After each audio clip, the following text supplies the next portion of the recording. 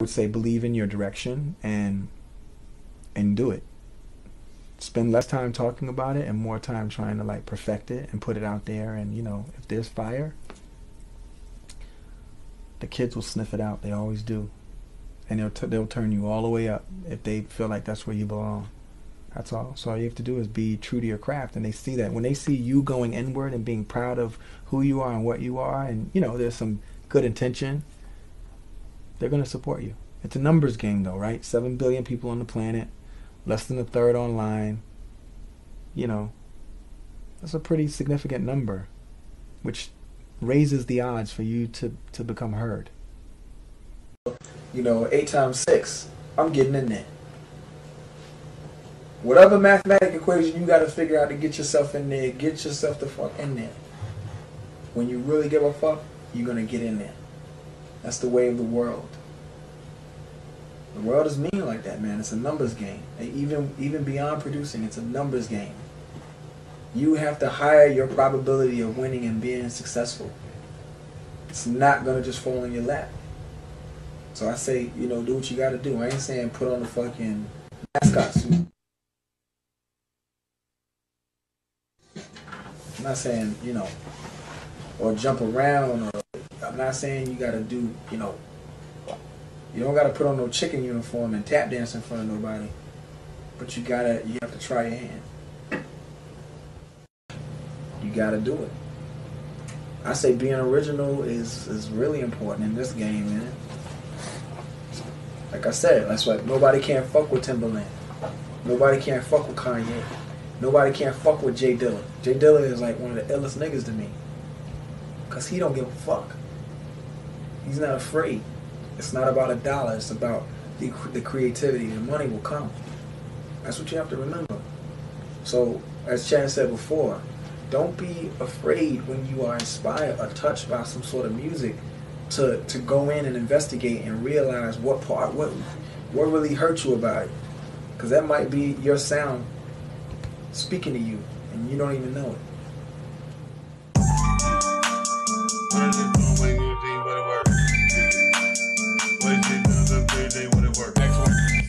See what I'm saying? You gotta go through trash to get to the treasure. Gotta go through the trash to get through the treasure.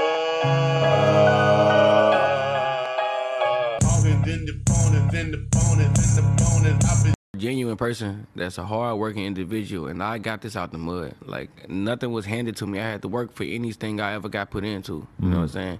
Nothing came easy with greatness. You know what I'm saying? And me understanding that, I always tell all artists and producers, you one song away from your life changing. If you spend any energy listening to those assholes that don't believe in you and are telling you that you're too old to chase your dream, you say, look, this is my dream. I don't know if you've ever dreamt about something, but making music makes me happy. I'm a much happier person when I'm creating. I'm a much happier person when I'm not muffled and I'm not boxed in by everybody telling me that my dream is stupid. So if you tell me my dream is stupid, go fuck yourself, because I'm going to do it, baby. There was probably like a couple thousand producers on the internet making beats when I like started coming up on YouTube and stuff, but now there's like millions. So it's like a lot different. What I would do of tweeting people and sending beats to an email or doing this, doing that, it's like nowadays it might be a lot trickier because there's a million more people doing it. So a big thing is building your face card and letting people know who you are and like the personality behind you.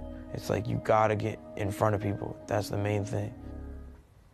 Did I even sleep last night? Unfortunately, if you sell beats online, sometimes people try to scam you into buying beats and not paying for them by abusing the PayPal chargeback system. Someone will buy a beat from you and then report it as an unauthorized transaction to their bank. PayPal will then refund that money out of your account and then charge you an additional chargeback fee. So you really get screwed. This is what I learned from BeatStars, and this actually has worked for me. The second I get a chargeback, I print out the customer's receipt, put it in an envelope, write down the name and the address from the beat receipt on the envelope and take it to the post office. Then at the post office, I ask them to send the letter as certified mail and give me a tracking number. It costs a little under $5.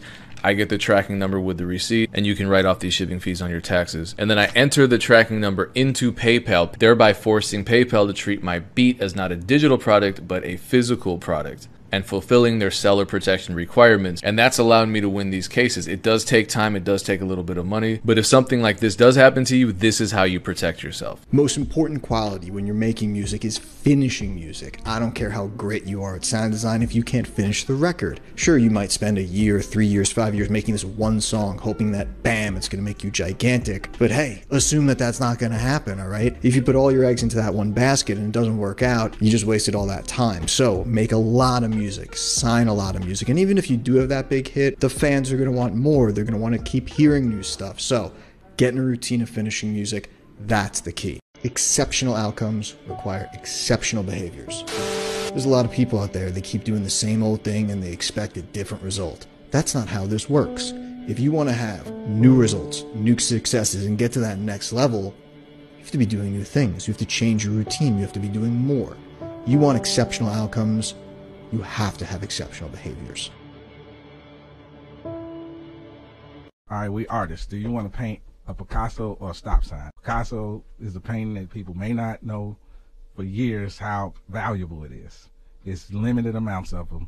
They not only special people really embrace it and have it. And stop signs are on every corner of the world. If we know what they look like, everyone sees them. We know the color, we know the font. Even in another country, we see it and go, stop. I need to stop here. So that's the hit, and that's the art. I ain't really into stop signs. Like, I was 13, I started making beats, and from there, I was slaving, like literally slaving. Like every single day, like I'll go to sleep making beats. I would wake up making beats. Even before I went to school, I wake up a little early to just finish some shit from yesterday. As soon as I come home, not really on the homework like that, we making beats. You know what I'm saying? Just everything. So it's really about that dedication, and just like, if you want to be in the NBA and you're in high school, like, you're going to need to shoot around every day to, like, you know, build your skill. So it's really the same thing. It's just like, if you do the same thing for so long, after so many times, like, you can't help, but it's going to have to progress, or else what are you doing? Like, it's going to get better. You know, it's just off how hard you're working. If it's not getting better, then you're just not working hard enough. One advice I would give to up-and-coming producers is to collab. I feel like too many people are trying to do everything by themselves in their bedroom. It's never going to work that way. You got to get out, find out where the action is, be there, live there, move there, and work with everybody around you. Work with all the producers that are doing things. And, you know, it's beneficial because not only are you just taking their creativity and building off of them and learning from them, but also you're doubling up the network so they can get placements with artists that you've never worked with and vice versa. So you have to collab. That's the key to success. Labels made $17 billion last year. I believe it, yeah. You know how much artists made of that? No. 12%. Yeah. Wow. 12 fucking %. Wow. All artists. Wow. I don't know if you've been on the Discovery page of Spotify lately. It's a lot of fucking artists right now. It's more artists than ever. There's more artists than chairs in the world right now. We outnumber these motherfuckers, and it's easier than ever to be your own label now. And niggas is still choosing to spend somebody else's money because it's just hard to spend your own money.